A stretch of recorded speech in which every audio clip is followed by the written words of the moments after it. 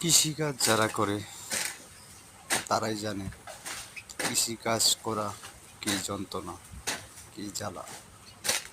এই যে দেখেন কৃষিকাজ আমি করতেছি, যেমন কলা গাছে ডিপ দিতেছি, ডিপটা দেওয়া কতটুকু পরিশ্রম হচ্ছে।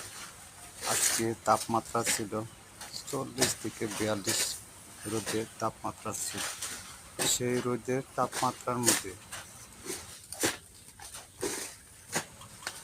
সেই তাপমাত্রার মাঝে আমি কাজ করতেছি, কাজ করি। কাজের ফাঁকে ফাঁকে আপনাদের জন্য একটি ভিডিও বানানোর চেষ্টা করি, ভিডিও বানাই। আপনারা সেই ভিডিও দেখে